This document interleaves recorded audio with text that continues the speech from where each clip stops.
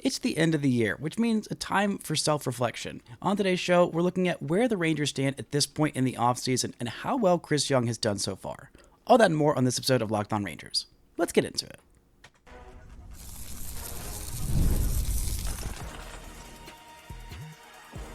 You are Locked On Rangers, your daily Texas Rangers podcast, part of the Locked On Podcast Network, your team every day.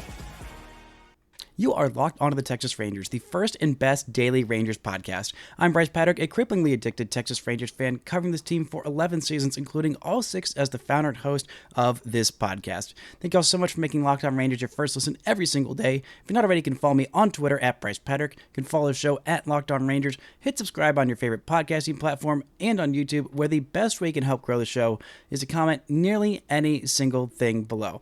Now, on today's show, we're getting into where the Rangers stand at this point in the offseason, how much they have improved, and how well Chris Young has done in the moves that he's made so far. Now, let's start at the top. What the Rangers had to do this offseason. Now, when I did my offseason preview show, I talked about these were the main things that the Rangers needed to address this offseason. I said they needed to shore up the rotation with depth and top-end talent, work a miracle with the bullpen, add a bat who can destroy lefty pitchers, also probably plays the outfield, and then also sign a backup catcher. Now, the Rangers have done basically almost all of these things. Let's start with how much this lineup has improved. Let's look at the hitters that I thought the Rangers were going to sign this offseason. I thought it was going to be Randal Grichuk. I did not see a move coming for Jake Burger, a right-handed bat who destroys left-handed pitchers. I thought also they kind of needed a bat who destroyed right-handed pitchers as well, and they got that in Jock Pederson. They got that in Jake Burger. Actually, they even got 2 different hitters that destroy lefty pitchers. The other one also knocked out the backup catcher / maybe not quite backup catcher in Kyle Higashioka. That is a pretty good couple of moves. 3 moves, actually. Even though they ended up moving on from Nathaniel Lowe, they ended up moving that money, allocating it towards Jock Pederson, who is a better overall offensive player, a little bit more valuable. They kind of supplemented that value with Jake Burger being almost assuredly the everyday first baseman at this point, and probably means we're not going to have to see much Jake Burger at third base, where he is, to put it kindly, not great defensively. But heck, if they turned Nathaniel Lowe into a Gold Glove caliber first baseman, now a lot of that was Nathaniel Lowe and his own hard work on his defense, but I'm sure they can help Jake Burger improve as a defensive first baseman as well. So this lineup, let's look at what it looked like last year in 2024 when it was pretty disappointing, honestly. You had Semien, Seager, Smith as your top 3 hitters. Then you had some combination of Wyatt Langford, Adolis Garcia, Nathaniel Lowe in the middle third. And in the bottom third, you had Josh Young,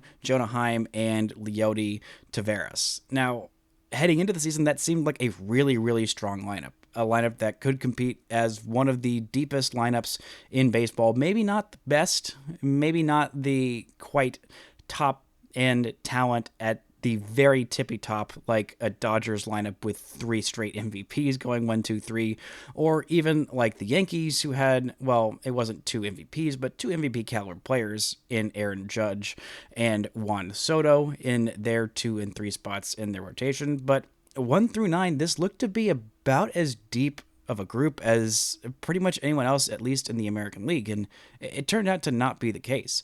You look at where they are in 2025. Now, the top 3 is looking fairly similar. Marcus Semien and Corey Seager are probably going to be hitting first and second in this lineup, at least to start the season. I think there is some question as to whether Marcus Semien will stay the leadoff hitter for the entire year. Maybe that position ends up going to Wyatt Langford. Maybe it goes to Evan Carter. At this point, it's going to be those 2 at the top. Then your 3-hole hitter, Wyatt Langford, which I think is an improvement over Josh Smith as your 3-hole hitter. Then in your cleanup spot, it feels like it's probably Jock Pederson, who is honestly definitely an improvement over 2024 Wyatt Langford. I think that is a pretty easy slam dunk statement, but this is just going to be against righties. maybe they're planning to play Jock Pederson every day against lefties as well. I was talking with my colleague Millard Fillmore, host of Locked on Diamondbacks, who I'm sure is very, very happy the last couple weeks after signing Corbin Burnes to that 6-year deal. Not he himself, but his team. You know what I mean. But he said that don't be fooled by how little Jock Pederson played against left-handed pitching last year. That was a lot of Torey Lovullo being very, very strict with his platoons. The Rangers haven't really platooned all that much. They haven't had really one specific position where they're platooning lefties versus righties over the last, really in quite some time. It's been a while since the Rangers have had a true platoon at really almost any position, let alone DH, which is a role that they said earlier this winter that they wanted there to be some movement in that role, not just one guy stuck in the DH role, although that was before they signed Jock Pederson. So I'm thinking that's probably going to be mostly Jock Pederson's role. It is playing the DH spot, unless the Rangers think he is a better defender than Adolis Garcia and are planning on playing him in right and switching out Adolis Garcia and him for that DH spot more frequently. I don't really see that happening. Then you go to the number 5 spot in this lineup and you have Adolis Garcia. I feel like that is a very, very strong 5-hole hitter, especially if he bounces back. And even if he doesn't, you look at the depth in the rest of this lineup, you push him down a little bit further, and if he bounces back, if he doesn't have to put so much pressure on himself this year.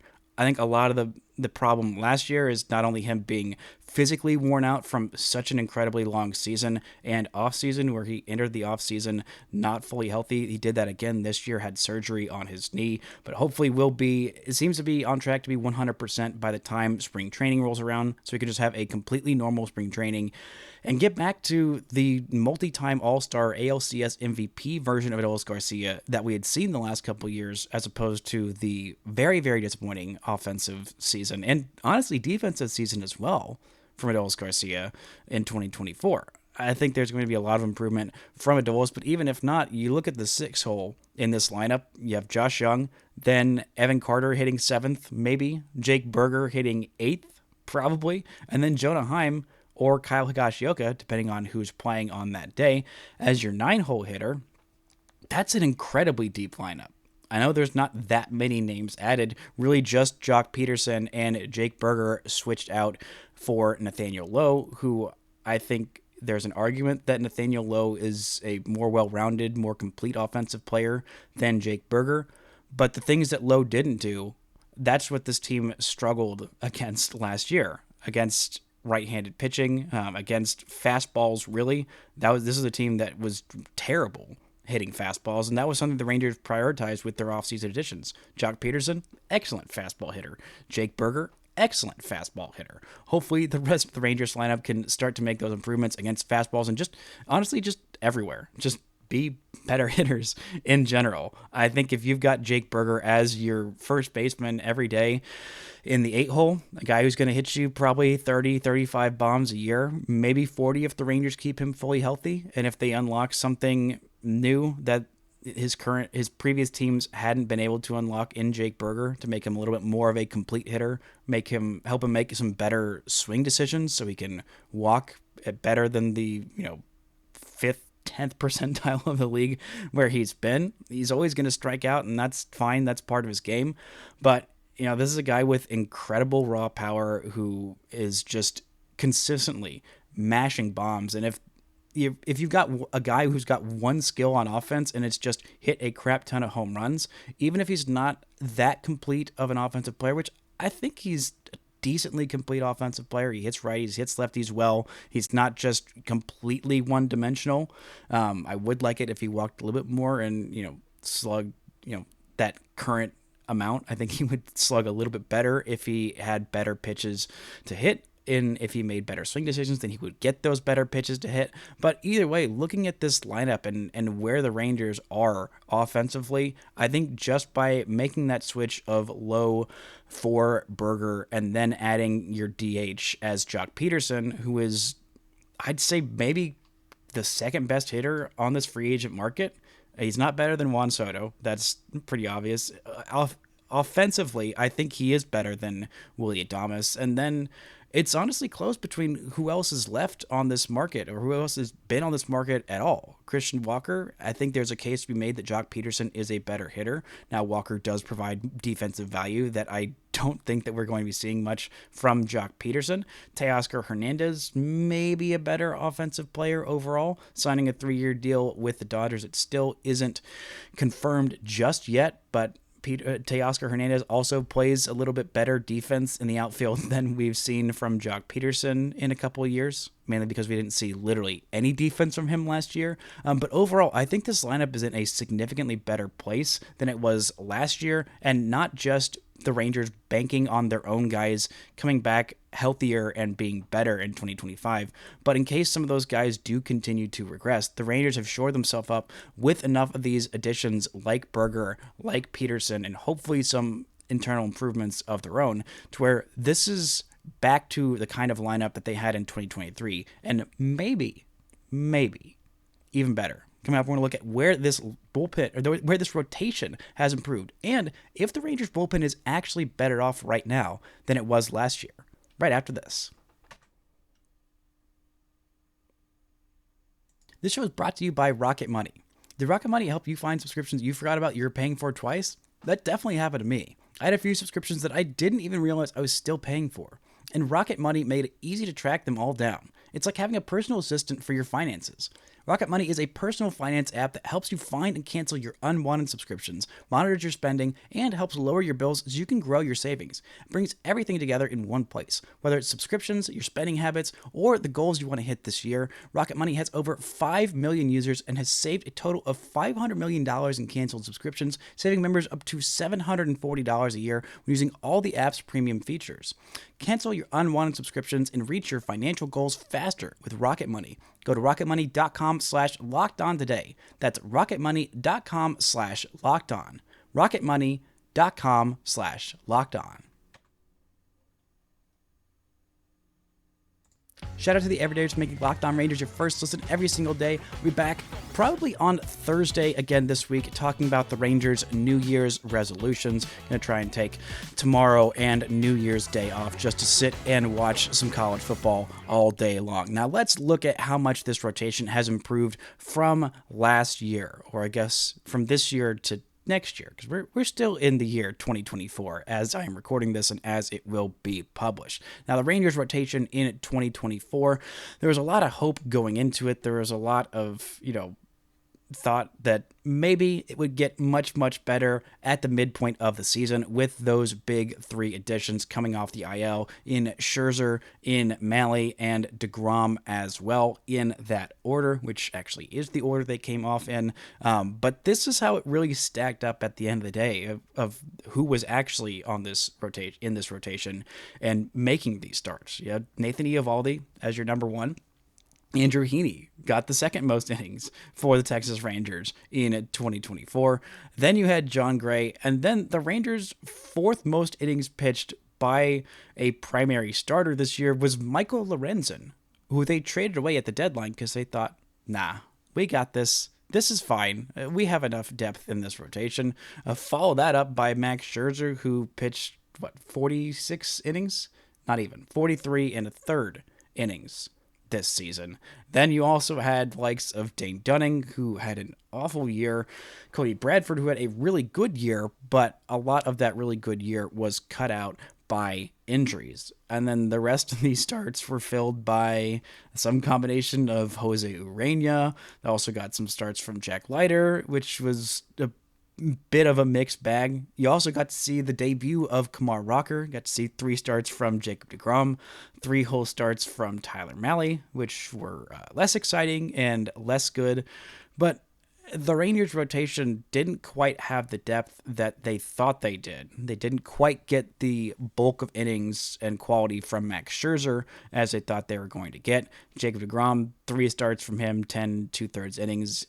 Maybe they could have gotten more if the Rangers were in contention and they wanted him to do fewer rehab starts and just rehab at the big league level, because Jacob deGrom is just that freaking good. But alas, that is not how the cookie crumbled. This is what the Rangers rotation looks like in 2025 at this point, assuming they don't sign Hiroki Sasaki, which would be very fun, but probably We won't be getting much more information, at least the rest of this week. Maybe some things start to sneak out next week, and then the 15th of January is probably about when we're going to find out, closer to what he's going to sign. Anyway, rotation looks like this come opening day. Jacob deGrom, Nathan Eovaldi, Tyler Mahle, Cody Bradford, Kumar Rocker, John Gray, Dane Dunning. Those are, 7 names that I just rattled off? Can I count? 7. Yes, I can count. 7 names. That is a much, much better rotation. You look at the top of it, Jacob deGrom, massive upgrade over Nathan Eovaldi. No offense to Nathan Eovaldi, who gave the Rangers his all last year, a 3.80 ERA, 29 starts, over 170 innings, and was pretty darn durable for a guy in his age 34 season. He's going to be a little older this year, but deGrom is also going to be a little older, but again, we know how good Jacob deGrom is when he's on the hill. He's not been as frequently on the hill for the Texas Rangers as any of us would have liked. But again, I'm thinking this year is maybe the year they finally get the one full, healthy, masterful, disgustingly good deGrom season, and that propels this Rangers rotation massively forward. Just having deGrom in this rotation, whether they get 100 innings out of him, 150, I don't really see much of a scenario where he gets 200 innings. Maybe 180 is the tops, or maybe I'm wrong. Maybe deGrom just lets all the things loose and, all right, I finally had the second Tommy John surgery that I've been dreading for the last 3 years. It happened. I'm back. I'm fully me. I am the best pitcher on the freaking planet, and I am going to remind folks that kind of feels like, I'm hoping that's the season that we get from Jacob deGrom. But even if it's, 150, 125 innings of Jacob deGrom, that is 110, 115 more than they got this year, which is a whole lot better than whoever else you're throwing out there in those innings. deGrom alone, massive upgrade. Then your number 2 starter is Nathan Eovaldi. I loved Andrew Heaney. He did a masterful job last year of just sponging up those innings while the Rangers were waiting for those big guns to get back. And he did a really good job of being a consistent middle-of-the-rotation starter. But that's what he was. If he was your number 2, you're not in a great spot. It's just not a great spot. So Nathan Eovaldi, even though he will be in his age 35 season, over Andrew Heaney, massive, massive improvement. Rangers number 3 starter, John Gray. Well, I think Tyler Mahle is going to be a big improvement on what John Gray brought the Rangers last year. I see a scenario where John Gray ends up moving to the bullpen as a high leverage guy this year. Maybe it doesn't happen. Maybe he does just stick in the rotation. But with so much depth at this point, knock on wood, that there aren't a whole rash of injuries with starting pitchers like there have been the last couple of years with the Rangers. But Mahle over Gray, I think, is a big, big improvement. Then Cody Bradford over Michael Lorenzen. I think that's a big improvement. Lorenzen did a really good job here. It felt like he was pretty lucky in that he was walking over 4 batters per 9 and striking out, 6.5 and allowing 1.3 home runs per 9, but still kept on finding ways to get out of these jams he would get himself into. And it felt like more than one time he got into a bases loaded, no outs jam and got out of it without allowing any runs. The 3.81 ERA honestly feels like a miracle in those 101 2/3 innings that he gave the Rangers last year. But still, he was very, very valuable for this team. And as much as I liked him, I think if the Rangers get a fully healthy Cody Bradford season where he's doing similar things that he was doing in 2024, I think that's a big improvement. Not only just in terms of the quality, I think the strikeouts are going to be better. The walks are surely going to be better from Cody Bradford than what the Rangers were getting from Michael Lorenzen last year. I really loved what Bradford did, and I think I've been a believer in him for quite some time. Heck, even since 2023, I thought, okay, this is a guy who deserves a shot in the rotation in 2024. He got it. He made the most of it, even though he wasn't healthy for the entire season, only giving the Rangers 76 1/3 innings. I really, really love Cody Bradford in this rotation, and there's quite a few guys that I would bump out of it for Bradford, to the point where he might even be the Rangers number 3 at some point next year. Maybe that's a bit over-aggressive, but still, I think that's a big old improvement. Scherzer, Rangers number 4 starter in this list that I compiled from last year, versus Kumar Rocker. Now, saying Kumar Rocker in his first full season in the big league is going to be better than a surefire Hall of Famer, a 3-time Cy Young winner, maybe on the surface level seems insane to say, but Scherzer was 39 last year. He just did not give the Rangers that kind of bulk. His ERA was right around 4, just a little bit below it. Striking out not quite a batter per 9, not struggling too much with the home runs, which he did in 2023 with the Mets before the trade. Still decent walk rate, 2.1 walks per 9 is fine. And I think Rocker could be an absolute monster next year. Now, there's a potential that he's not even in the rotation come opening day because of this depth that the Rangers have, or because the Rangers want to get him some more work in the minors because he did shoot up so fast through the minors. And there are some things that he could work on to be better and more consistent in the big leagues. Trusting that third pitch, whether it's the changeup, whether it's the cutter that we still haven't seen a little bit more often to keep hitters off of his fastball and to keep them more honest and hopefully chasing more at that curveball that he throws. I think that it's a huge improvement. If the Rangers' number 4 starter, which maybe Rocker is more the number 3 over Bradford or Malley, this is still a massive improvement. Then you look at the rest of these depth options, number 5 starter Dane Dunning, and then Cody Bradford. That was fine. That was fine for the Rangers last year. But behind that, you have John Gray and Dane Dunning, who hopefully will have a better season this year. And even if he doesn't, the Rangers do still have some options behind him. There are some options in Adrian Hauser. Maybe Dane Dunning just sticks as that long man in the pen. Maybe the Rangers get some starts from Jack Leiter. I know they'll get some starts from Jack Leiter this year. They could end up getting some starts maybe down the stretch from Alejandro Rosario. I don't think he's going to be up in the first half of next season since he still hasn't pitched at all in Double-A just yet. But he is really good, and he is coming. There are some other guys that could step up. So many young pitching prospects that had great seasons last year. Maybe Emiliano Teodo comes up and makes a couple of starts for the Rangers this year, but the depth behind number 6 or even 7 in this rotation is much, much improved from what the Rangers had last year. The top-end talent, you have 3-4 guys you feel pretty decent about starting in a playoff game in this rotation, where last year you had 2, maybe, in the start of the season. You felt good about Evo. Maybe you felt good about Max Scherzer starting a playoff game. I think I would have last year. Not great, but a possible option. But now you have Jacob deGrom as your game 1 starter. You have Nathan Eovaldi as your game 2 starter. Then your other options would be somewhere between Kumar Rocker, Cody Bradford, Tyler Malley, John Gray. Those are fine to pretty good options for your games 3 and 4 starters in a playoff rotation. The depth feels much, much improved. The top-end talent, which the Rangers needed, is also much improved. And you add Roki Sasaki in here, and that is significantly improved. But who knows if that's going to happen just where they are at this point. I think this rotation is much, much better. Coming up, we're going to look at the bullpen. Is the Rangers bullpen that much better off than last year, or is it even better off at all? Talk about that and more right after this.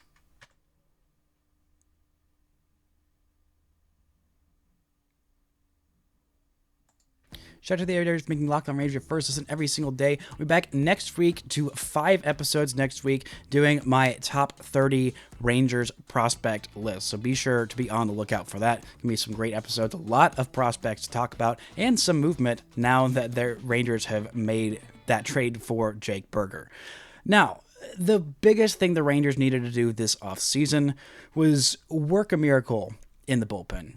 The Rangers last year had a really good back end of the pen in Kirby Yates and David Robertson as their setup and closer, but those guys are free agents, as is Jose Leclerc, and the guys around those guys were not exactly good. They weren't great. They were not even really average. The Rangers' pen was well below average on the whole last year, even despite having an elite closer in Kirby Yates and a fantastic setup man in David Robertson. You need a lot of arms in your bullpen, and the Rangers had a lot of their arms returning, and the way this bullpen looked heading into the season, especially with Josh Sborz being out for 2 to 3 months as one of the guys who they penciled in as one of their leverage guys, this pen was in a tough spot.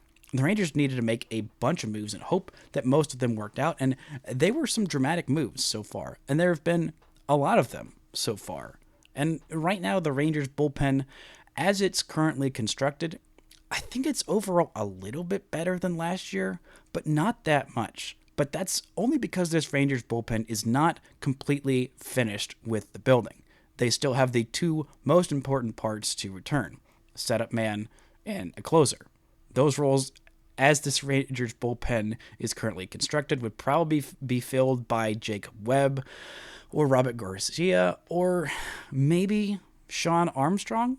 But again, I don't think these roles will be filled by those guys. Maybe Robert Garcia ends up moving into kind of a setup role at some point in this season, or maybe even out of camp because he looks so good in spring training.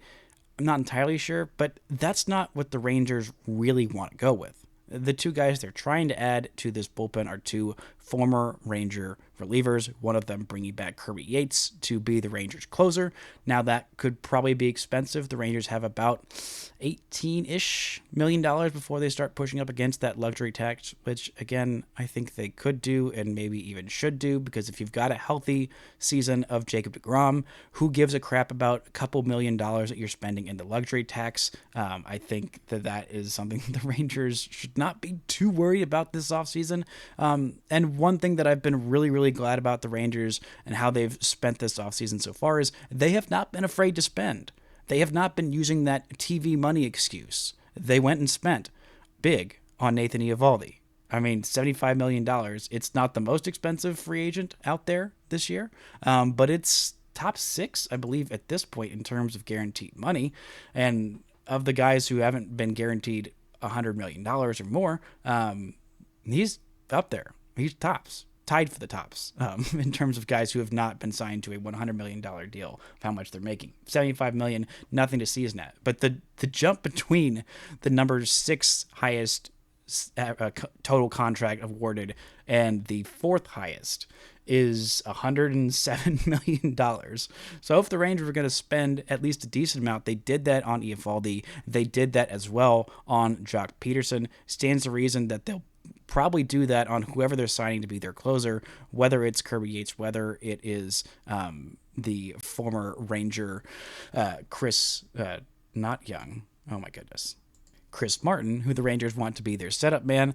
And then I feel like I'm confident that this team is done using all of that annoying, we don't have money because we don't know what the TV contract excuse that has been, well, really mainly just last year. But it was 1 year too many, I think, honestly. But just the fact that they are willing to spend and be aggressive, and they're going to need to be aggressive with the two guys that they want to add to this bullpen. I know there are plenty of guys out there who want to sign Chris Martin. I know that there are plenty of teams out there who saw what Kirby Yates did last year and said, yeah, I would like that on my team, please. That is a lockdown closer that I feel really good about, even though it was just 1 year. I think that a lot of teams are really sold that Kirby Yates is just back to being an absolutely dominant relief ace, which the Rangers really need in the back end of their pen. So I think adding those two guys would get this pen to significantly better, but the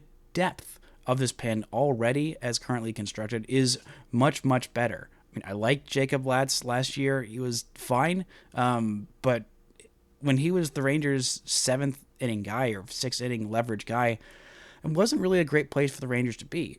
I love Leclerc, and he had a really, really rough first month or so of the season. He bounced back nicely, but still, if the Rangers are getting, more depth like this, if they're getting, their 8th inning guy, their 7th inning guy is, say, Robert Garcia or some combination of him and Jacob Webb, I feel like that's probably an improvement on what they got from Leclerc. And then you look at the B side of this bullpen. I mean, there were so many guys that just had really terrible seasons. I mean, Grant Anderson had an ERA of 8. I mean, Jonathan Hernandez, the Rangers finally gave up on that experiment. I love Jonathan Hernandez, and I really believe that this guy could end up being a nasty, nasty reliever, and he just couldn't limit those walks enough to be an effective reliever. And then the other guys who they were mismatching and filling innings with, they made a trade for Andrew Chafin. They didn't give up all that much, but they didn't get all that much either. They got Walter Pennington in the trade of Michael Lorenzen. He's fine, not great. Throwing that many innings from Yeri Rodriguez was not a super great way to go about it. And then the Rangers had to keep on cycling in and out all these guys who just weren't quite big league caliber relievers, at least on a winning team. I mean, you saw a lot of innings from Matt Festa. You saw some pretty good innings in his debut from Cole Winn, and then the first couple of games after that, he looked solid, but just the stuff was not there. They got some innings from Jesus Tinoco. They got some innings from Daniel Robert, Austin Pruitt, Sean Anderson, Owen White, who was finally DFA'd. I didn't think that he was going to make it through this winter on the 40-man roster, and unfortunately I was right. But when the Rangers have this many guys who are at least solid in the middle of their bullpen, I feel like this bullpen is improved. Still, it's going to depend on how much better this pen is than last year, who they get as their closer and setup man.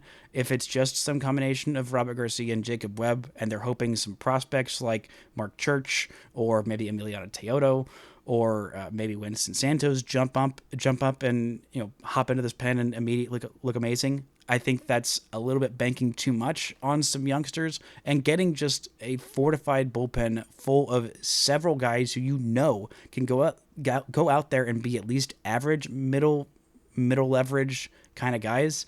I feel much better about this pen and its depth heading into 2025 than I did about the pen and its depth heading into 2024, or Lord, even when I felt about it heading into 2023. So overall, I think Chris Young has done a really good job doing what he needed to do. The bullpen is not quite fixed yet, but he's made a lot of moves and been really aggressive about how he's done it. I think Garcia is a much better addition than most people are giving him credit for. I don't love flipping an everyday first baseman for a reliever, but if you're getting a guy with this kind of upside and this kind of team control at this kind of a cost, especially with how many spots in this bullpen the Rangers needed to fix, I feel pretty solid about what Chris Young's done so far, and I'm really hopeful about what he will do for the rest of this offseason and in 2025. That's going to do it for today's show. Thank y'all so much for listening and subscribing, and until next time, don't forget to enjoy baseball.